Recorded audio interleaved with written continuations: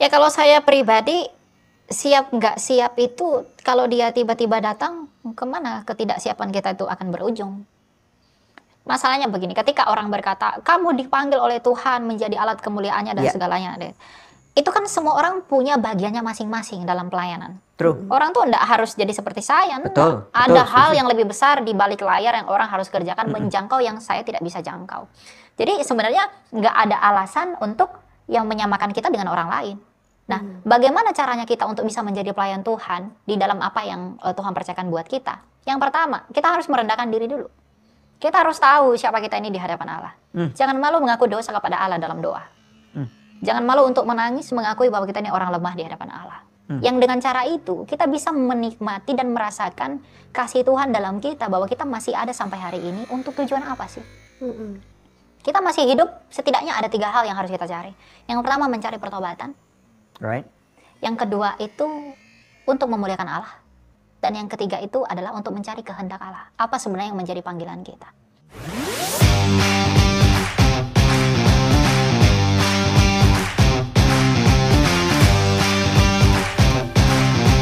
Ya, banyak orang mengenal Elia ini dari TikTok. Betul, ya. Saya juga cukup lama sebenarnya udah ngeliatin TikTok kamu gitu, apalagi tentang ketika masalah Israel Gaza itu kan jadi sesuatu yang hot topic banget. Ya. Dan banyak masyarakat ingin tanya kebenarannya seperti apa, dan kamu tampil di beberapa podcast yang membuat jadi trending topik, dan bahkan kemudian banyak orang lebih banyak tahu nama kamu gitu ya. Dan tapi waktu itu akhirnya kita nggak punya kesempatan ngundang. Sekarang kita bisa ngundang nih. Ya, puji Tuhan. Bisa cerita nggak kamu ini siapa? Kok bisa kamu jadi seorang apologet? Dan beban kamu apa di sini? Saya siapa? Kenapa bisa jadi apologet? Yes. Saya bukan siapa-siapa sih. Merendah nih. Bukan, ya karena memang bukan siapa-siapa ya. Ya. Karena kalau siapa-siapa, waduh, jadi nanti jadi susah. Saya 21 tahun. Masih muda banget ya, 21 tahun. Saya 21 tahun. Saya sekarang sedang kuliah di bisnis ya.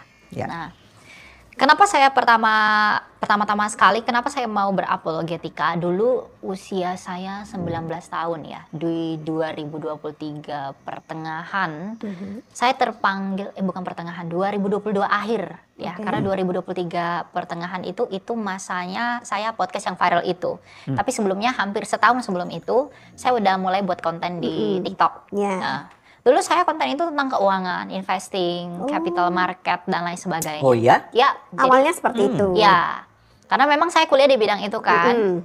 Lalu kemudian ketika saya scrolling TikTok, banyak tuh FYP yang masuk ke saya, yang menuduh iman kekristenan yang tidak pada tempatnya. Jadi ayat-ayat kekristenan itu dipelintir oleh oknum-oknum atau keimanan lain, untuk seolah-olah kekristenan itu salah. Nah, dulu saya yang bukan orang Kristen yang taat, bukan orang Kristen yang berpengetahuan, saya berpikir bahwa iman saya itu tidak seperti ini.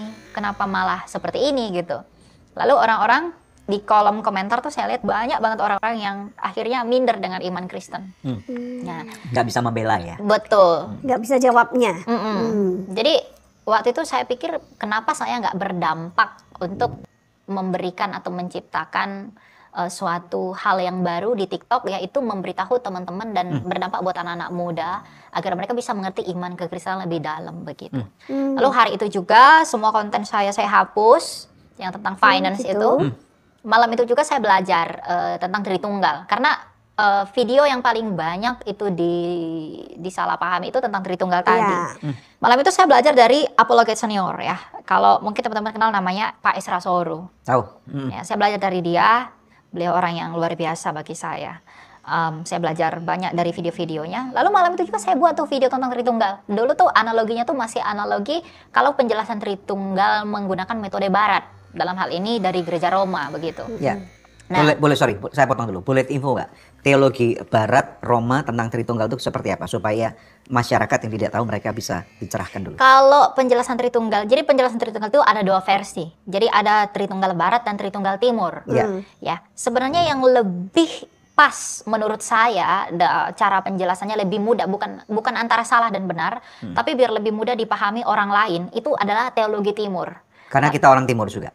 Bukan, karena kekristenan lahir dari timur. Ya, Oh, setuju. oke. Begitu, Right. ya. Jadi cara pandangnya harus Iya, dibalikin. harus menggunakan yang sudah dibawa metode timur. banyak Yes. di istilahnya dikemas secara kultural barat jadi Dikembalikan American ke- Gospel gitu. Iya, gitu. Jadi kalau di barat kan itu sudah saya katakan terkena filsafat, skolastika dan lain sebagainya. Meskipun nggak salah, cuma barat ini sangat bertanggung jawab dalam hal penjelasan hakikat, esensi dan lain sebagainya. Nah, karena saya belajar dari Pak Esra Soru, beliau menjelaskan dengan versi barat ini. Saya waktu itu sukar sekali memahaminya karena memang banyak diksi-diksi atau istilah yang saya nggak tahu begitu. Tapi meskipun demikian, saya tetap pelajari itu dan putuskan buat video Tritunggal malam itu juga. Oke. Saya Right. tinggal tidur karena besok pagi saya harus kuliah. Saya bangun bangun tidur, saya lihat tuh video udah ada tuh 30.000 yang nonton Oh ya. Ya. Wow, dalam semalam. dalam satu malam begitu. Lalu ketika orang udah banyak nonton, ya saya jadi semangat begitu karena banyak respon yang positif juga meskipun banyak orang yang belum mau percaya pada waktu itu dengan penjelasan saya. Wah, ini terlalu mengada-ngada, 3 kok 1, 1 kok 3 begitu. Tapi itu memicu semangat saya untuk setiap hari belajar. Alright. Yang kemudian dari Pak Esra saya kenal Pak Stephen Tong, saya kenal dengan Romo Daniel Biantoro dari Gereja Timur, Pak Bambang Nursena yang luar biasa, lalu juga apologet yang muda kayak Andri Tunggal dan lain sebagainya. Ya saya banyak belajar dari mereka. Pada akhirnya dengan banyaknya sumber itu jadi saya bisa nih mengelaborasi keunggulan poin masing-masing dari para senior ini. Bu Rita Wahyu juga. Ya, jadi saya tahu wah ini nih kalau jawab pertanyaan begini harus begini. Caranya untuk menyampaikannya dengan mudah harus begini dan lain sebagainya. Berarti kalau saya nilai Elia ini mempunyai suatu kemampuan untuk menganalisa sangat dalam gitu. Karena kan mempelajari Tritunggal itu dalam satu malam, kamu kemudian membuat video itu bukan sesuatu yang mudah loh. Karena ada orang Kristen yang jadi orang Kristen 30 tahun aja, walaupun mungkin ini dia bukan orang pelayanan, walaupun ada beberapa orang, misalnya beberapa pelayan gereja, seorang worship leader, seorang pemain musik, kalau disuruh jelaskan Tritunggal mungkin bisa bingung gitu. Dan nggak menerbitkan satu video Iya, pun. dan kemudian kalau ada orang yang non-Kristen menyerang imannya dan menyangkal kok 3 jadi 1, Tuhan kamu 3, itu akan membingungkan banget dan kemudian jangan tanya saya deh, saya juga bingung gitu. Nah, kalau saya justru pertanyaan yang seperti itu memicu saya harus makin belajar. Karena saya nggak puas kalau orang lain nggak puas dengerin Nice. apa yang saya jabarkan gitu. Karena banyak orang Kristen yang cuma bilang percaya dengan iman aja Ya, deh. iya. gitu kan saya ya. nggak pernah terima dengan Tanpa statement itu. berusaha menjelaskan secara rasionalnya Betul. seperti apa. Diberkatilah kamu yang percaya walaupun tidak melihat, walaupun tidak mengerti. Boleh nggak bantu kami secara singkat video kamu itu yang Tritunggal dari pengertian sudut pandang timur itu tentang apa? Dibahas sedikit. Kalau dari timur itu lebih menekankan kepada bagaimana prosesnya peranakan kekal dari putra dan juga keluarnya Roh Kudus dari Bapa. Jadi kalau biasanya kan kita melihat ada diagram tuh. Kalau di barat itu Allah itu Bapa, Allah itu Putra, Allah itu Roh Kudus, tapi Bapa bukan Putra, Putra bukan Bapa, Roh Kudus bukan Bapa, Roh Kudus bukan Yesus. Jadi ada 3 segitiga, tapi Allah sama-sama Allah. Ya. Nah, jadi penekanan barat itu adalah esensinya, hakikatnya begitu. Ya. Kesatuan hakikat. Kalau di timur itu lebih mudah dalam pengertian Allah yang itu satu, yang disebut sebagai Sang Bapa. Nah, Sang Bapa ini bagi kita hanya ada satu Allah saja, yaitu Sang Bapa itu dalam 1 Korintus 8:6. Kemudian Sang Bapa ini di dalam dirinya sendiri, dia memiliki firman, yang oleh firman ini dia menjadikan segala sesuatu. Makanya berfirman, berarti itu kan kata kerja, kata bendanya firman. Berarti ada firman di dalam Bapa ini. Dan firman itu disebut anak. Dan firman inilah kemudian yang menjadi manusia, itulah Yesus. Lalu kemudian selain memiliki firman, dia juga memiliki roh. Yang oleh roh itu ia menghidupi segala sesuatu. Itulah Roh Kudus dalam Ayub 33 ayat 4. Jadi Bapa, firmannya Bapa sendiri, dan rohnya Bapa sendiri, itulah Tritunggal itu. Jadi kalau Bapa itu hakikatnya Allah, maka firmannya Bapa dan rohnya Bapa pastilah Allah. Tapi bukan ada 3 Allah, hanya ada 1 Allah. Satu. Ya. Begitu. Ya. Jadi bagi saya lebih mudah menjelaskan hal ini kepada orang-orang yang salah paham dengan keimanan Tritunggal itu, dan juga lebih banyak referensi kitab sucinya. Alright. Padahal Elia nggak sekolah Alkitab ya, bukan murid STT gitu. Bukan. Tapi kamu kenapa bisa sampai bagus banget gitu menjelaskan dan membuat orang mengerti apa yang selama ini nggak mudeng dipikir oleh mereka? Maksudnya membuat orang mengerti itu, saya tidak menerima bahwa yang membuat orang mengerti itu saya. Kan banyak orang memberi penjelasan sebenarnya. Iya. Cuma kalau Tuhan itu tidak memampukan orang untuk mengerti, dia nggak akan mengerti. Ya, jadi bukan karena siapa orang yang berbicara, tapi mau nggak orang itu belajar. Sama seperti saya. Kenapa saya bisa mengerti? Saya belajar dari Pak Isra Soru, saya belajar dari Romo Daniel. Kamu belajar dari video mereka atau dari video mereka? ketemu dengan Bukan masuk ketemu kelas mereka? langsung. Bukan. Saya Video belajar dari mereka. video-video Hanya mereka. dari video mereka. Ini unik loh ya. Oke. Ya, gitu. Terus kemudian? Jadi saya belajar dari mereka. Jadi itu tergantung kemauan orang sih. Kalau dia mau belajar, dia mau mencari kebenaran. Itu kan Tuhan Yesus berkata, yang haus akan dipuaskan. Ya. Di orang yang pengen benar-benar belajar, dia akan dipuaskan dalam proses itu. Tapi kan banyak orang mungkin belajar gitu. Belajar itu satu hal, kita menjadi murid. Tapi kemudian kalau kita mengajar orang lain itu juga skill yang berbeda Ya, kan. betul. Kita punya ilmu banyak nih, udah ngerti, tapi buat diri sendiri kalau suruh jelasin ke orang lain gue nggak bisa. Nah itu gimana? Gue nggak bisa ngomong gitu. Nah, itu benar. Ya, semua itu karunia Tuhan kalau bagi saya pribadi. Ya, saya mengajarkan itu bukan karena sebenarnya saya mampu untuk mengajarkan itu, tapi ya karena karunia Tuhan. Meskipun sebelumnya itu saya di SMA, saya berprestasi di bidang Public speaking. dialektika. Oh, Karena saya dulu itu ikut lomba debat bahasa Indonesia dan lain Oh, sebagainya oke. gitu. Jadi dilatih dari SMA. Ya, jadi kemampuan untuk berbicara juga penting ya. Penting, menyampaikan itu penting. Saya lihat kamu juga punya public speaking skill yang juga sangat bagus. Pronunciation kamu, pelafalan kamu bagus, percaya diri kamu bagus. Selain juga ditambah dengan pengetahuan kamu yang sangat dalam tentang apa yang firman Tuhan katakan. Itu membantu juga. Iya, tapi ada orang percaya diri kalau orang bisa percaya diri kalau apa yang ia mau sampaikan itu kuat. Jadi saya percaya diri dengan apa yang saya sampaikan itu karena Alkitab itu sempurna. Karena kekristenan itu sempurna. Kalau ada yang tanya, berapa sempurna? Maksudnya bagaimana? Kan ada juga orang-orang yang di Alkitab misalnya diceritakan tentang perzinahan. Apakah itu sempurna gitu misalnya? Ya justru ketika Alkitab berbicara perzinahan, Alkitab itu terbuka dan menunjukkan ini hal yang nggak benar. Betapa sempurnanya Alkitab itu bukan selalu hal-hal yang baik, tapi memberitahu kita mana yang salah. Jadi ketika Alkitab membuka perzinahan, membuka hal-hal yang buruk dan segala macam yang memang terkonotasi negatif ya bagi kita manusia, itu membuktikan Alkitab itu jujur memberitahu keadaan kita. Apa adanya? Apa adanya. Tetapi juga tidak hanya memberitahu, dia menyediakan solusinya yang bisa diteladani dari semua masalah itu, yaitu Kristus. Keren. Ya. Gitu. Kalau ada orang yang bilang gini, tapi kan ada yang salah terjemahan juga, ada yang salah ketik, misalnya gitu. Gimana bisa dibilang Alkitab itu sempurna gitu, gimana? Kesalahan terjemahan pasti ada dong. Tapi kan dogma iman kita tidak pernah didasarkan pada terjemahan. Semua pada naskah aslinya. Begitu. Jadi kesalahan terjemahan itu pasti ada. Ya. Dan satu-satunya, kalau kita lihat dari metodologi sejarah ya, untuk meneliti kembali naskah-naskah kuno, Alkitab ini adalah satu-satunya naskah kuno yang kelengkapan manuskrip dan salinannya itu tidak ada yang dapat menandinginya. Kita punya 60.000 lebih manuskrip. Misalnya, simpelnya, kita percaya Plato, kita percaya Aristoteles, seorang filsuf-filsuf Yunani dan lain sebagainya. Kita bisa percaya kepada tulisan-tulisan mereka, ungkapan-ungkapan mereka karena apa? Ada manuskripnya. Tapi manuskrip mereka berapa sih? Nggak lebih dari 300, 400, 600 lembar doang. Betul. Misalnya tulisan populer Iliad, karangan Homer. Orang tuh percaya dan begitu mengagumi tulisan kuno itu. Tapi mereka punya manuskrip berapa? Kita percaya Aristoteles, kita percaya Plato, bahwa itu benar adanya, itu benar eksis, ya melalui manuskrip dan salin-salinan itu. Lalu kalau orang memilih percaya kepada Plato dan Aristoteles, tapi menolak Injil, itu dia memilih untuk bodoh. Kenapa? Injil jauh lebih lengkap daripada itu. Kenapa kamu menolak Injil? Manuskripnya lebih banyak. Lebih banyak. Jadi kalau orang bilang Alkitab udah dipalsukan, mana yang dipalsuin itu? Padahal yang bagaimana, gitu loh. Jadi nggak ada yang dipalsuin.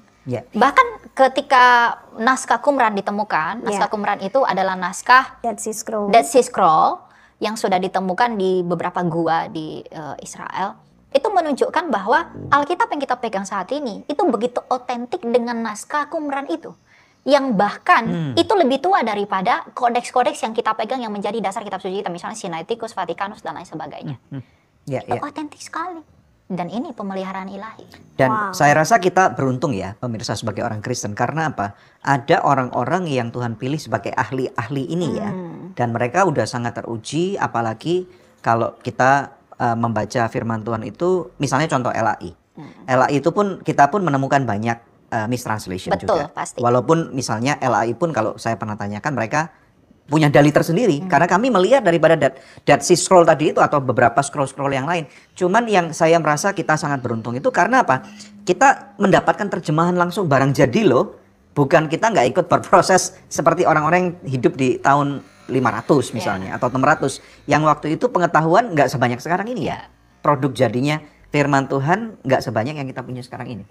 Betul. Ya, betul ya. Betul. Nah, apakah Elia percaya bahwa kamu dipilih oleh Tuhan untuk generasi kamu sekarang? Saya dipilih oleh Tuhan bukan menjadi dasar untuk memegahkan diri, tapi pemilihan Tuhan itu karena anugerahnya. Pemilihan Tuhan itu karena kita mau meresponi pemilihannya Dia itu. Pertanyaan saya karena gini, banyak anak-anak muda yang kalau di gereja nih, hamba Tuhan nih, saya hamba Tuhan nih. Saya katakan, Tuhan mau memakai kamu untuk kemuliaan namanya. Tuhan akan memakai kamu untuk memberkati generasi kamu. Banyak anak-anak muda yang usianya seperti Elia 21 tahun atau bahkan sedikit lebih muda atau sedikit lebih tua. Mengatakan, gua nggak siap. Gitu. Jangan pilih aku nggak bisa apa-apa gitu. What do you say? Ya kalau saya pribadi, siap nggak siap itu kalau dia tiba-tiba datang, kemana ketidaksiapan kita itu akan berujung. Masalahnya begini, ketika orang berkata, kamu dipanggil oleh Tuhan menjadi alat kemuliaannya dan segalanya. Itu kan semua orang punya bagiannya masing-masing dalam pelayanan. True. Orang tuh enggak harus jadi seperti saya. Betul. Ada hal yang lebih besar di balik layar yang orang harus kerjakan, menjangkau yang saya tidak bisa jangkau. Jadi sebenarnya nggak ada alasan untuk yang menyamakan kita dengan orang lain. Nah, bagaimana caranya kita untuk bisa menjadi pelayan Tuhan di dalam apa yang Tuhan percayakan buat kita? Yang pertama, kita harus merendahkan diri dulu. Kita harus tahu siapa kita ini di hadapan Allah. Jangan malu mengaku dosa kepada Allah dalam doa. Jangan malu untuk menangis mengakui bahwa kita ini orang lemah di hadapan Allah. Yang dengan cara itu kita bisa menikmati dan merasakan kasih Tuhan dalam kita bahwa kita masih ada sampai hari ini untuk tujuan apa sih? Kita masih hidup, setidaknya ada 3 hal yang harus kita cari. Yang pertama mencari pertobatan. Right. Yang kedua itu untuk memuliakan Allah. Dan yang ketiga itu adalah untuk mencari kehendak Allah. Apa sebenarnya yang menjadi panggilan kita. Jadi ketika dikatakan aku nggak siap, apa yang membuatmu nggak siap? Apakah karena memang kamu nggak mau siap? Nggak ada alasan nggak siap. Yang ada itu hanya nggak mau dipersiapkan. Banyak ini orang-orang ini. Jadi kalau mau, oh Alkitab dengan jelas berkata apa yang kau tabur itu yang kau tuai. Jadi kalau kamu menabur kemauan, saya selalu berkata, enggak akan ada orang yang mampu memuliakan Tuhan kalau Tuhan tidak mampukan. Setuju. Yang Tuhan butuhkan itu hanya kamu mau dulu. Kalau kamu mau, kamu pasti dimampukan. Masalahnya, orang yang mengaku tidak siap itu, dia mau nggak dipersiapkan. Kalau nggak mau ya nggak mungkin bisa dong. Kalau dipersiapkan aja nggak mau, berarti juga nggak mau dipakai Tuhan dong. Kan ada orang bilang gini kan, aku punya kehendak bebas, di mana aku boleh membuat keputusan untuk aku tidak mau tadi. Itu ternyata ujungnya nggak mau. Iya. Makanya itu yang saya katakan tadi, dibutuhkan kerendahan hati, bahwa hidupnya bukan lagi keakuan. Oh, aku nih gitu. Bukan lagi tentang itu. Tapi tentang, ya tujuanmu hidup ini untuk apa? Kamu hidup sekarang, kamu berkata kan aku punya kehendak bebas. Ujung dari kehendak bebas yang menjamin hidup kamu tuh apa yang kamu lakukan? Misalnya saya punya kehendak bebas, saya mau cari begini, saya mau berusaha menjangkau bisnis saya begini-begini. Ketika kamu mati, dapatkah itu menolongmu? Dapatkah itu membantumu? Jadi memang kamu punya kehendak bebas, tapi kehendak bebas itu kamu gunakan untuk apa? Adam juga punya kehendak bebas, tapi yang mempergunakan buat apa? Melawan Allah. Wow. Apa yang Adam peroleh dari melawan Allah? Dosa kan? Dosa dan keterpisahan dalam hadirat Tuhan. Demikian juga kita. Berarti apakah Elia meyakini bahwa waktu umur 19 tahun pertama kali bikin konten itu merupakan panggilan Tuhan terhadap hidupmu untuk menjadi seorang apologet gitu? Dan kamu meresponinya? Elia setuju mau untuk menjadi seorang apologet? Ya saya mau. Keren. Saya mau dipakai Tuhan. Nah, banyak masyarakat yang masih bingung dengan kata-kata apologet ini. Boleh nggak bantu kami untuk menjelaskan apologet itu apa sih? Dan bagaimana caranya untuk seseorang bisa menjadi apologet? Ya, Rasul Petrus pernah mengatakan bahwa hendaklah kamu memberi pertanggungjawaban. Jadi kata pertanggungjawaban itu dari kata Yunani apologia. Apologion jadinya. Nah, jadi apologia itu adalah pertanggungjawaban iman. Nah, orang-orang yang berapologia disebut dengan apologet. Ya. Oke. Nah, jadi apologetika ini adalah bagian dari penginjilan, di mana apologetika ini mempertanggungjawabkan apa yang menjadi berita atau kandungan dari kabar baik itu. Jadi ketika kita menginjili orang, Kristus telah bangkit, Kristus telah menyelamatkan manusia, Kristus telah menang atas maut. Maka ketika orang bertanya pada kita, apa yang menjadi dasar pengharapanmu itu? Disitulah kita berapologia. Bertanggung jawab tentang pengharapan yang ada pada kita. Memberi jawaban tentang itu. Gitu. Tapi Rasul Petrus memberi kita panduan bahwa lakukanlah semuanya itu dengan lemah lembut, penuh hormat, dan juga dengan hati nurani. Gitu. Nah, ada orang yang mungkin bertanya gini, kan kita di negara yang mayoritas bukan Kristen ya. Di mana iman kita dianggap bahwa kita ini minoritas. Ya. Dan kita dapat melihat sampai dengan hari ini banyak sekali orang-orang yang intoleran. Kebaktian di rumah tidak boleh. Kemudian gereja juga ditutup. Kalau zaman dulu lebih parah lagi, dibakar. Puji Tuhan zaman sekarang pemerintah udah tanggap nih, tidak boleh gitu. Dan lebih tegas. Nah, ada orang yang berkata, kalau gitu udah deh, nggak usah sampai kamu istilahnya tutup mulut lah. Ini orang Kristen yang ngomong, tutup mulut lah. Nggak perlu kamu sampai menjawab mereka gitu, biarin aja. Nah, menurut Elia gimana? Orang Kristen yang seperti itu bukan orang Kristen. Why? Ya, kalau para rasul punya pondasi seperti mereka, mungkinkah Kristen akan tersebar ke seluruh dunia? Wow. Para rasul itu lebih parah ancamannya. Maut ya. Waduh, Persekusi. wah luar biasa. Jadi kalau dia bilang, oh enggak usah kamu, enggak usah. Ketika Rasul Paulus pergi ke hadapan orang Athena di Yunani, inilah Kristus, kebangkitannya lah yang kuberitakan kepadamu. Nyawanya itu terancam. Petrus pun demikian. Semua para rasul begitu. Kalau para rasul berpikir dengan, udah nggak usah kamu pertanggungjawabkan. Ada nggak orang yang akan diselamatkan dari pemberitaan mereka yang pada akhirnya seluruh dunia menjadi ke mayoritas orang Kristen saat ini? Ada harga yang harus dibayar. Jadi ketika dikatakan, udah kamu nggak usah jawab mereka, tenang-tenang aja, aman-aman aja. Nggak boleh begitu. Kristus datang ke dunia ini merusak kedamaian Farisi. Wow. Betul? Very good. Ya. Yes. Farisi terganggu dengan Yesus. Betul. Makanya sampai disalib. Sampai disalib karena kebencian kepada Kristus. Jadi kalau dikatakan udah ndak usah kamu berapologet itu buat gaduh, itu akan mempergaduh orang yang membenci Kristus sebagaimana Farisi membenci Kristus. Pribadi yang sama kok yang kita beritakan. Wow. Jadi bukan kedamaian itu yang kita cari, bukan perdamaian di dunia ini. Kristus berkata, kerajaanku bukan dari dunia ini, kerajaanku dari atas. Bukan antara perdamaian saya dengan kamu, tapi perdamaian antara kita dengan Allah. Kalau kita berdamai dengan Allah, kita pasti berdamai dengan manusia. Makanya tadi kunci yang saya kasih tahu itu, kerendahan hati. Mau nggak kamu menerima kebenaran yang nyata ini, yang memang dijawab di dalam apologetika tadi.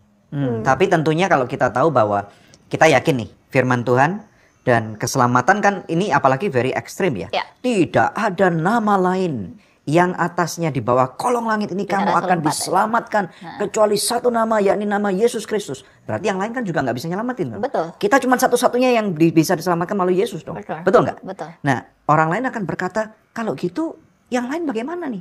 Nah, mereka kemudian mulai menyerang kita dengan ini.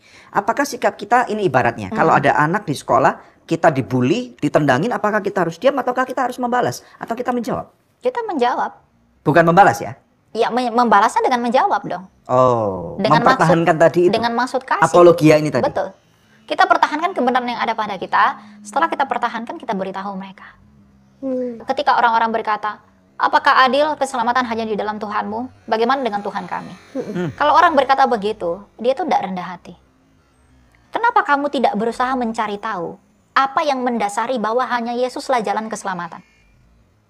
Kenapa kamu tidak mau cari tahu? Saya selalu katakan dalam setiap khotbah saya, kamu tunjukkan kepada saya satu pribadi yang seperti Kristus di semesta ini, yang telah mati namun tidak hanya mati, namun telah bangkit menaklukkan kematian itu. Selain Kristus itu siapa? Wow. Maka seharusnya semua orang yang mati kalau mau memperoleh hal yang sama seperti Kristus yang telah bangkit, harus percaya kepada dia yang udah bangkit itu. Ya. Kamu ingin memperoleh hidup dari yang orang mati, apa yang akan kamu peroleh? Wow. Makanya saya bilang, kamu boleh menyangka saya jalan satu-satunya nggak dalam Yesus, tapi apa alasanmu? Boleh nggak kamu tunjukin satu aja? Dari mulai zaman Adam, semua peristiwa historis atau metahistoris yang bisa dijangkau oleh manusia untuk membuktikan satu pribadi yang seperti Yesus Kristus dari Nazaret itu. Yang telah mati di dalam sejarah, semua sejarah mencatat dia. Yang telah bangkit dicatat oleh sejarah. peristiwa yang menggemparkan itu, yang oleh karena hebatnya peristiwa itu, semua rasul rela mati demi berita itu. Iya. Satu aja tunjukin kepada saya. Nggak ada lagi yang lain. Nggak ada. Jadi sebenarnya kamu menolak dia, itu bukan karena kamu nggak sadar, tapi karena kamu sombong. Jadi apakah saya adil mengatakan kalau ada keselamatan di luar Yesus? Tentu tidak adil, karena nggak ada yang melakukan apa yang Yesus lakukan. Kalau ada yang melakukan apa yang Yesus lakukan, tapi saya mengatakan tidak ada keselamatan di luar Yesus, saya nggak adil. Iya. Tapi adalah adil bagi saya kalau saya mengatakan bahwa tidak ada keselamatan di luar Kristus, karena memang tidak ada yang seperti Kristus. Yang percaya katakan Amin. Tapi masalahnya kan gini, mereka nggak percaya kalau Yesus, ada yang nggak percaya kalau Yesus mati, ada yang bilang itu Yudas yang disalib bukan Yesus, ya kan?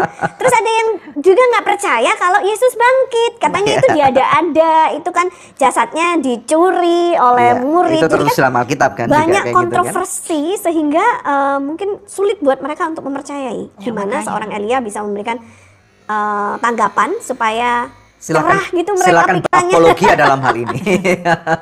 Ya Tuhan kita itu yang sering digugat pernah bersabda, carilah dahulu kerajaan Allah. Semua akan ditambahkan kepadamu. Yang haus itu akan dipuaskan. Bagaimana mungkin kamu mendapatkan kalau kamu nggak mencari?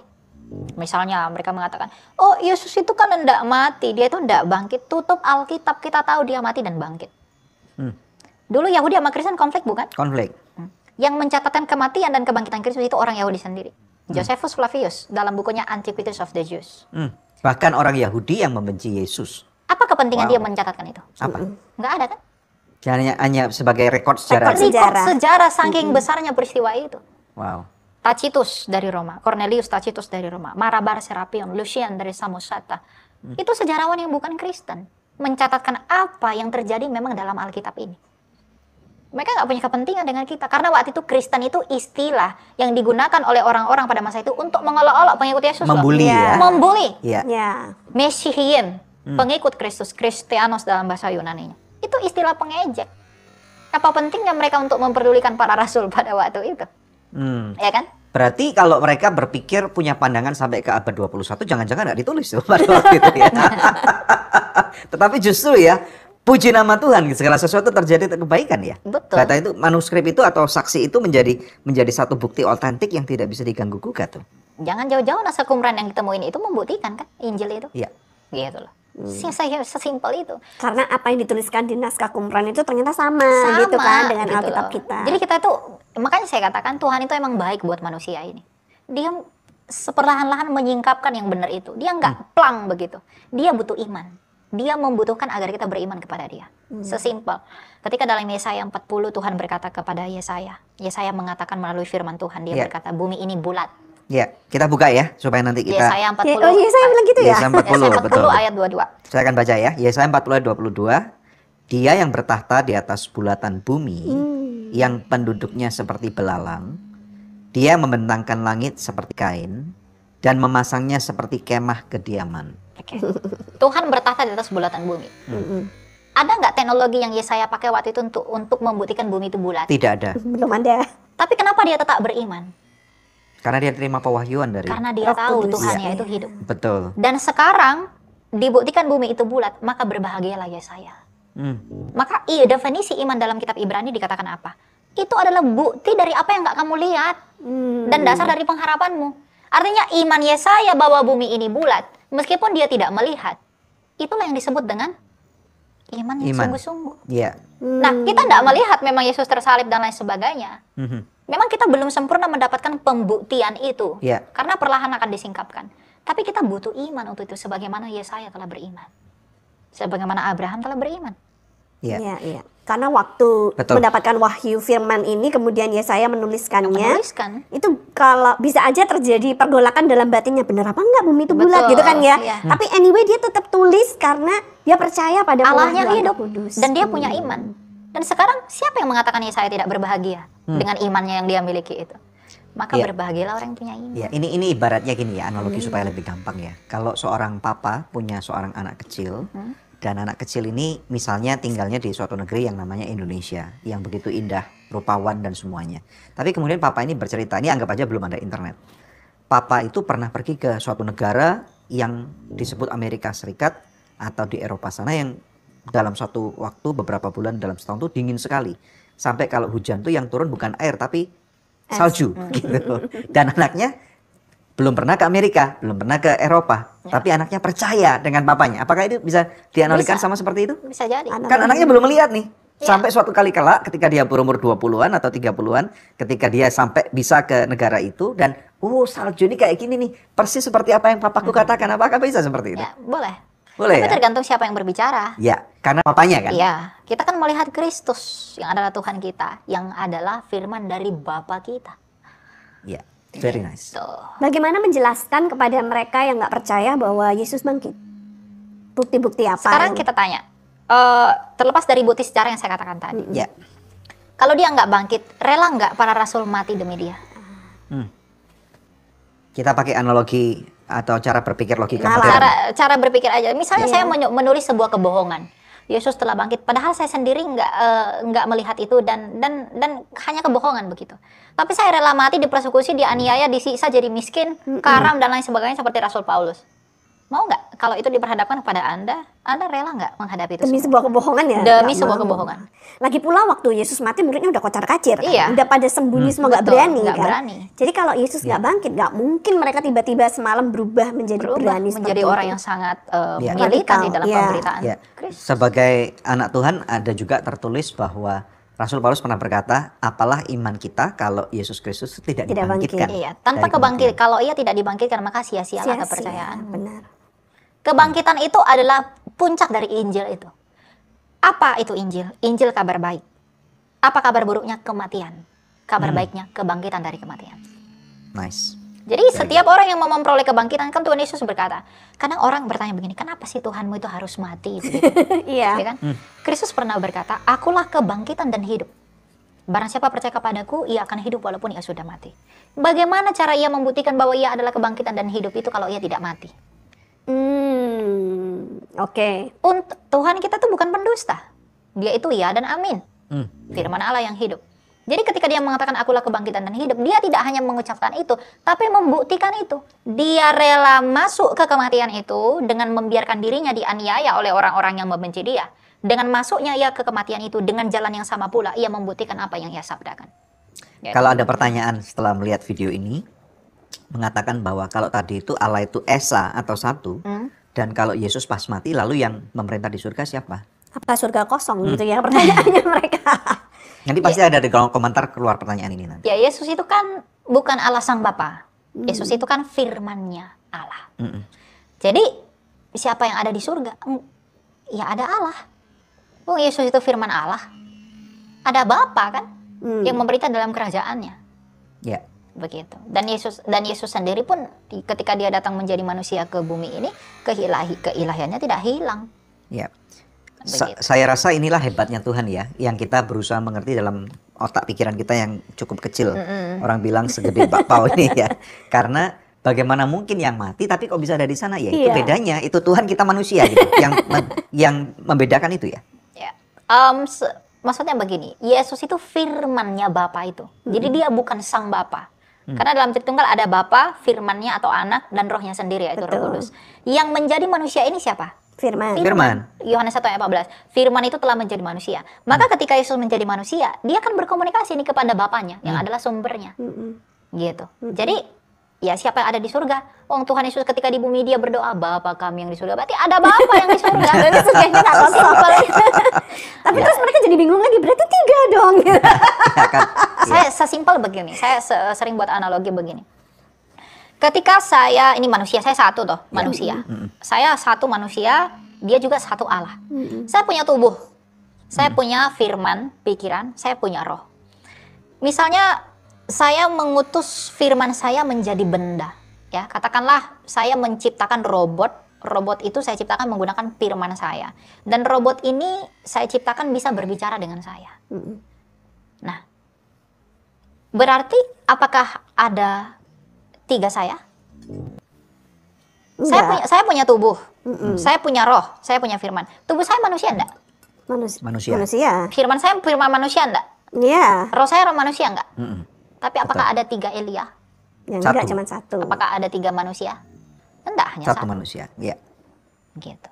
Jadi enggak ada tiga, hanya ada satu. Nah, Bapa itu yang adalah Allah yang esa itu di dalam dirinya memiliki firman dan memiliki roh. Ketika firmannya menjadi manusia, ia tidak kehilangan firmannya. Yang menjadi manusia ide. Logos itu artinya ilmunya Allah itu. Makanya teologi, theos logos, ilmu tentang theos, ilmu tentang Allah. Tentang Allah. Nah, begitu. Ya. Jadi kalau logosnya sang Bapa, logosnya Allah menjadi manusia, berarti itu adalah ilmunya Allah yang menjadi manusia. Itulah Kristus. Alright. Tadi dikatakan juga kalau mereka yang bukan orang Kristen, mereka kenapa tidak mau mencari? Ada orang yang berkata gini, kan aku ini dilahirkan bukan di dalam keluarga Kristen. Kalau aku misalnya aku dilahirkan dalam keluarga Kristen, mungkin aku juga percaya seperti kamu percaya gitu. Ya, kalau kamu sadar kamu nggak percaya Yesus karena kamu nggak dilahirkan dari keluarga Kristen, kenapa kamu nggak mencari? Ya, memang susah ya. Ketika juga orang lain juga punya hak yang sama untuk menuntut saya. Kenapa kamu nggak percaya iman saya? Karena lalu saya bilang karena saya terlahir Kristen. Saya nggak akan punya alasan untuk itu. Tapi Elia mempelajari kitab-kitab Saya yang lain. pelajari kitab orang lain. Ya, berarti artinya gini, para pemirsa sekalian, masing-masing kita harus mempunyai suatu keputusan dalam kehidupan. Betul. Ya. Karena misalnya contoh nih ya, kita dilahirkan di Indonesia, saya dilahirkan di Indonesia. Saya juga punya pilihan untuk suatu hari kalau memang saya mau pindah ke Australia, saya bisa membuat keputusan untuk menanggalkan warga negara Indonesia saya dan menjadi warga negara Australia. Sebaliknya juga. Misalnya contoh seperti itu. Kalau saya mau ke Amerika, saya bisa menanggalkan WNI saya dan kemudian pindah ke Amerika, saya bisa juga seperti itu. Karena ada kepentingan yang mungkin lebih menguntungkan saya sebagai manusia apabila saya memutuskan untuk pindah ke negara lain dan meninggalkan kewarganegaraan Indonesia saya. Ya. Betul ya? Betul. Nah, berarti kamu juga harus berpikir demikian. Kalau memang yang kamu cari dan kamu temukan itu ternyata bukan kepercayaan dari kelahiran keluarga kamu, ya berarti yuk jelaskan, dengarkan apa yang sedang kita bicarakan ini untuk kemudian mungkin menjadi suatu argumen dan mengambil keputusan yang benar ya. Ya, kalau ada orang-orang yang mengatakan bahwa secara sadar ia mengetahui, wah kan saya nggak lahir dari keluarga Kristen, jadi ngapain saya harus beriman kepada Yesus begitu. Berarti kalau sudah punya kesadaran itu, harusnya dia juga punya kesadaran dalam dirinya untuk mempertanyakan dirinya sendiri, apa tujuannya untuk bertuhan. Apa tujuan kita untuk beragama? Apa tujuan kita mengimani sesuatu? Sangat sederhana, kalau tujuan kita mau memperoleh hidup, datanglah kepada yang telah hidup, yaitu Yesus. Tapi kalau tujuannya yang lain-lain, mau kemakmuran segala macam, ya mungkin Anda boleh datang ke Gunung Kawi, cari dukun-dukun di sana, mempertuhankan sesuatu. Tapi kalau kita mau memperoleh hidup, mau memperoleh pendamaian dengan Allah, datanglah kepada yang telah udah melakukan dan membuktikan itu. Dan itu hanya dan hanya Yesus Kristus saja. Bisa nggak kalau saya punya pemikiran gini? Karena kita sadar nih, sebagai manusia hidup, kita nggak mungkin cuman hidup sekarang di dunia ini saja, tapi akan ada titik kematian kita. Ya. Orang kaya bisa mati, orang kekurangan miskin pun bisa mati, pendidikan tinggi bisa mati, pendidikan rendah pun bisa mati, presiden ataupun raja pun bisa mati, rakyat biasa pun bisa mati. Jadi istilahnya tentang kekristenan ini bukan, kalau dikatakan mungkin pernah dengar ya, kekristenan bukan agama, tetapi kekristenan ini adalah kita mau mencari keselamatan. Kalau mungkin agama yang bisa membantu menetapkan moralitas, ya mungkin kekristenan tidak satu-satunya ya. Ya, betul. Apakah benar ini argumentasi kita? Betul. Ya, kalau yang mengajarkan moral itu di luar Kristen banyak. Tapi yang memberikan kepastian hidup itu tidak ada selain Yesus Kristus. That's good. Gitu. Jadi tempatkan, garansikan jiwamu kepada batu karang yang teguh. Jangan bangun itu di atas pasir yang masih bingung, masih mencari-cari jalan, lalu masih ada keraguan karena yang kamu percaya belum membuktikan bahwa apa yang dia klaim itu memang benar-benar ada gitu. Maksudnya kepastian hidup kekal. Kepastian kan, hidup ya? kekal itu. Setelah kematian terus kemana gitu. Iya. Kalau Yesus sudah pernah melewatinya gitu ya. Dan kabar buruknya semua orang sudah mati kecuali Yesus yang telah hidup itu. Jadi kalau saya pribadi sih lebih mengajak itu untuk merefleksikan kembali, mengapa kamu bertuhan, apa tujuanmu beriman, apa tujuanmu untuk beragama. Kalau tujuan kamu hanya sebatas moral dan lain-lain, kita juga nggak butuh agama untuk itu. Pemahaman humanisme, sosiologi itu dapat menolong kita. Bahkan orang-orang ateis ada yang lebih baik daripada orang yang beragama. Soal moral. Soal moral, ya kita bicara moral. Tapi kemudian kemana jiwa kita setelah kematian? Apa yang udah kamu percayai? Apakah itu cukup membantu dan akan dapat menolongmu dengan yakin? Jadi jangan bohongi diri sendiri. Tanyakan dengan hati-hati. Wow, gitu. dalam. Ya. Oke. Oke. Boleh kita masuk ke Silakan. pertanyaan Ya. netizen ya? Oke. Apa yang menyebabkan orang terjebak korupsi? Adakah contoh di Alkitab yang korupsi? Apakah korupsi ada hubungannya dengan love of money atau mentuhankan uang? Oke, tentang korupsi, apakah ada contohnya dalam korupsi? Yang mencium Yesus itu siapa? Yudas. Yudas. Dia orang yang sangat korup. Kita buka ayatnya ya. Yohanes 12 ayat 6. Ya, boleh dibaca. Ya, Yohanes 12 ayat 6. Hal itu dikatakannya bukan karena ia memperhatikan nasib orang-orang miskin, melainkan karena ia adalah seorang pencuri. Ia sering mengambil uang yang disimpan dalam kas yang dipegangnya. Oh, iya. Bukankah ini gambaran para pejabat yang korupsi? Wow. Mereka seolah-olah peduli kepada rakyat, memberi program ini itu segala macam, padahal mereka pencuri. Apa yang membuat Yudas seperti itu? Ketamakan dan cintanya akan uang. Jadi mengapa korupsi itu ada? Karena ia menghamba pada uang. Kita nggak bisa menghamba pada uang dan menghamba pada Kristus. Lawan dari Kristus itu ya uang, mamon. Betul. Makanya dalam kitab Ibrani dikatakan janganlah kamu menjadi hamba uang. Hmm. Uang itu bahaya sekali. Ya. Kalau kita dikuasai uang, bukan kita yang menguasai uang. Uang itu bisa kita gunakan untuk kerajaan Allah. Tapi jangan uang yang kemudian menghantui kita sehingga kerajaan Allah itu tidak kita cari dan hukum Allah kita telantarkan. Caranya gimana? Mungkin bisa diberikan tips praktis supaya kita Tidak tidak diperambakan menghambakan diri kepada oleh uang. uang. Ya. Yang pertama bersyukur. Oke, setuju. Syukur dalam arti kalau mereka Apapun hidupnya, dia harus bersyukur kepada Allah. Kalau income-nya kurang gimana? berkatnya. Ya kalau income berkurang, dia tahu apa yang dia peroleh masih kurang, dia harus bersyukur. Dengan syukur itu dia rendah hati untuk bekerja lebih keras lagi. Atau menyesuaikan diri dengan apa yang dia punya, rendah ngatur hati. pengeluarannya. Kalau orang tahu, misalnya pengeluarannya tinggi, tapi pekerjaannya sedikit, Ya. dia tidak mau mencari lebih, berarti dia tidak rendah hati. Karena kalau dia rendah hati, dia mau berupaya untuk bekerja, berusaha untuk memenuhi apa yang menjadi keperluan dirinya. Tapi kan keperluan setiap orang beda-beda. Ada yang orang anggap keperluan padahal sebenarnya bukan keperluan.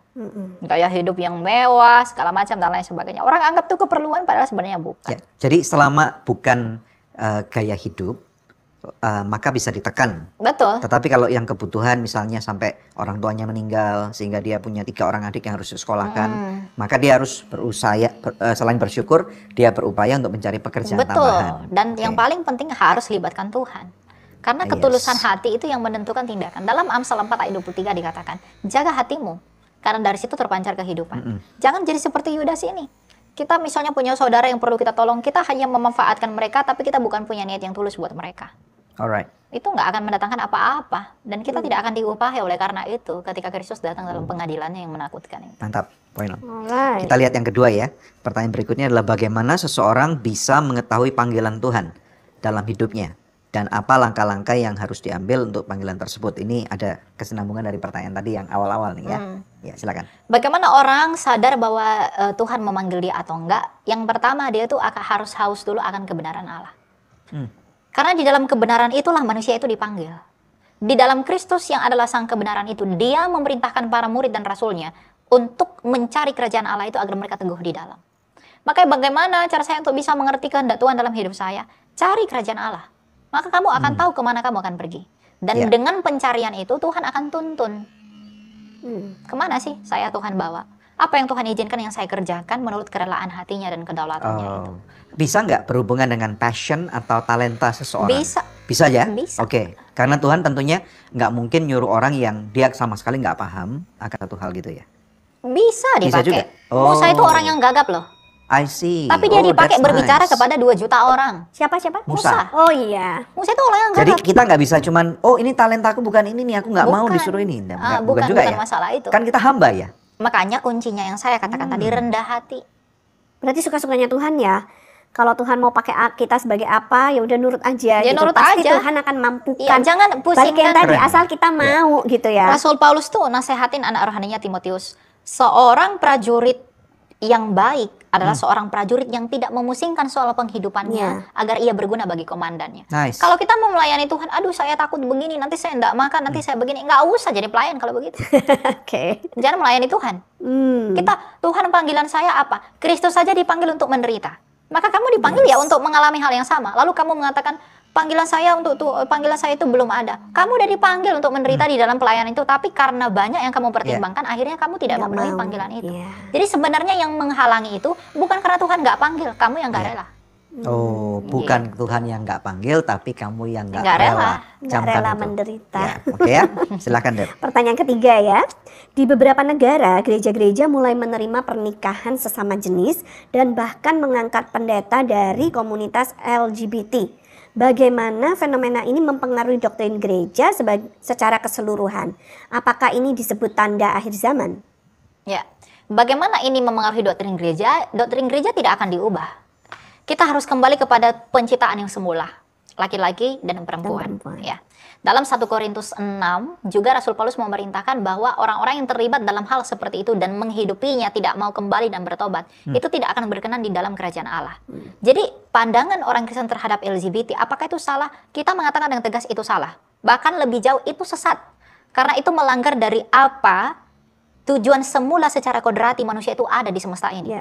Mungkin nggak bisa orang yang dengan jenisnya yang sama bisa bertumbuh berkembang biak menjadi sama, menghasilkan banyak manusia. Sedangkan Tuhan pada mulanya menciptakan kita untuk memenuhi bumi. Itu tidak mungkin terjadi. Ya. Jadi kalau ada orang yang memilih untuk tetap dalam hal itu, berarti dia bukan memilih kehendak Allah, tapi dia memilih perasaannya sendiri. Nah, bagaimana gereja menanggapi ini? Saya pikir kekristenan itu bijak menanggapi ini. Semua dosa itu ditolak oleh gereja. Tetapi kita merangkul manusianya, direhabilitasi dalam gereja, karena gereja itu adalah ibu bagi orang percaya. Di dalam gereja itu bukan tempat orang suci. Gereja itu tempat orang berdosa. Di dalam gereja, kebenaran yang datang dari firman Allah itu digunakan untuk menyadarkan kita semua atau siapapun yang ada di dalam dosa itu untuk dipanggil keluar. Makanya makna dari gereja ecclesiam itu adalah orang yang dipanggil dari gelap menuju terang. Yeah. Jadi gereja yang harus mengayomi itu. Enggak boleh gereja itu menghakimi mereka, kemudian menjauhi mereka, lalu menganggap kamu nggak boleh gabung dengan kami karena hanya mereka orang berdosa. Nggak boleh. Ya, jadi intinya kalau ada orang-orangnya LGBT, kita harus menerima ya. Betul, ini jelas dulu ya. Tetapi tentunya sebagai gereja kita tidak, saya yakin kita tidak boleh supaya dengan dalih merangkul LGBT lainnya. Kemudian mereka yang LGBT ini kan ada tuh gereja-gereja di Amerika yang pendetanya pakai makeup yang menor banget dengan jelas. Berarti itu kan udah maksud mempromosikan. Mempromosikan ya, itu nggak boleh gitu ya. Jadi istilahnya kita menerima manusianya, tetapi kita tidak approve kepada dosanya. Betul. Jelas ya. Oke, good. Dan kalau ada gereja yang seperti itu bukan gereja benar. Itu gereja buatan mereka sendiri. Gereja-gerejaan aja. I see. Gereja-gerejaan. Apalagi ada orang yang ngomong gini, bedanya apa sih di hadapan Tuhan dosa LGBT dengan dosa mencuri? Ya memang sama-sama berdosa. Tapi kan kita dipertobatkan untuk keluar dari sana, bukan hidup di dalam dosa itu. Bagus tuh. Yudas itu punya kebiasaan mencuri. Iya. Siapapun punya kebiasaan mencuri. Misalnya kalau ada orang memang dosa yang paling sukar buat dia itu adalah mencuri. Suka banget mencuri. Ada orang yang memang jadi LGBT suka banget jadi itu. Ada yang suka banget membunuh seperti Paulus, seperti Saulus. Tapi apakah Saulus tidak bisa bertobat? Artinya datangnya Kristus, hadirnya Kristus di dalam hati setiap orang yang mau menerima dia, itu dibuktikan dengan bertransformasinya hidupnya menjadi serupa dengan anak Allah itu. Jadi nggak ada alasan membenarkan dirinya, oh dosa ini sama kok, lalu dengan alasan itu dia membenarkan bahwa oke, nggak apa-apa aku hidup terus dalam dosa. Nggak boleh, berarti dia bukan orang percaya. Oke, pertanyaan yang berikutnya, nanti saat kita mati apakah langsung menggunakan tubuh kemuliaan kita? Karena di Alkitab itu dijelaskan nggak kalau kita nanti mati kemana kita akan pergi? Ya, simple seperti di kisah orang kaya dan Lazarus. Ya, ketika orang mati, rohnya itu kalau orang percaya akan dibawa malaikat ke Firdaus. Kalau tidak percaya, rohnya akan dibawa ke alam maut atau Tartarus. Apakah langsung menggunakan tubuh kemuliaan? Tidak. Tubuh kemuliaan akan digunakan ketika Kristus datang pada hari kebangkitan. Oke, jadi berarti Firdaus sama Hades itu kayak ruang tunggunya. Betul. Gitu ya. Jadi di mana orang yang tidak percaya Yesus ini itu akan dituntut oleh maut. Seperti yang dikatakan Rasul Paulus dalam Efesus 6 itu. Bisa kita buka? Ya, boleh Efesus 6. Ya, Efesus 6 ayat 12. Oke, saya baca ya. Efesus 6 ayat 12. Karena perjuangan kita bukanlah melawan darah dan daging, tetapi melawan pemerintah-pemerintah, melawan penguasa-penguasa, melawan penghulu-penghulu dunia yang gelap ini, melawan roh-roh jahat di udara. Berarti ada roh-roh jahat di udara ini. Ada penghulu pemerintah kerajaan gelap di semesta ini. Jadi ketika orang percaya dia mati dalam Kristus, maka malaikat itu akan datang menuntun rohnya ini ke Firdaus. Nah, kalau orang tidak percaya, maka rohnya ini akan diseret oleh dosa-dosanya, akan menyeret rohnya ini ke alam maut. Jadi dosa-dosanya dia lah yang membuat dia pergi ke alam maut. Maka roh-roh jahat di udara ini akan menuntut jiwa mereka. Lalu dibawa ke alam maut. Alam maut bukan neraka ya, karena neraka itu tempat iblis disiksa. Tidak ada neraka itu iblis menyiksa. Nah, alam maut ini roh jahat di udara ini akan mengklaim jiwa orang ini. Wah, kamu milikku, wah, kamu nggak percaya, kamu orang berdosa. Nah, dia akan dibawa ke alam maut. Itu yang disebut Tartarus itu. Nah lo, jadi saya rasa ini penting loh pemirsa sekalian, terutama bagi Anda yang menyaksikan Good News program ini yang belum percaya Yesus. Kematian itu pasti ada terjadi loh. Apa jaminannya besok pagi kita akan bangun pagi dengan kondisi seger bugar gitu? Apa jaminannya kalau misalnya tiba-tiba kita nggak ketabrak sesuatu gitu atau bencana alam? Kematian bisa anytime ya, bisa terjadi. Makanya kita harus berpikir selagi kita hidup ini, kalau kematian tiba-tiba menjemput, kita nggak siap, lalu kita mau kemana gitu? Kita mau kemana? Ya. Pertanyaan terakhir ya. Jika ada bumi yang baru, lalu Yesus bilang dia pergi untuk mempersiapkan tempat untuk kita, itu apakah di sorga atau di bumi yang baru? Langit dan bumi baru. Ya, dia akan. Tempat itu bukan tempat seperti rumah dan lain sebagainya, bukan. Allah itu nggak butuh tempat. Allah itu tidak di dalam tempat.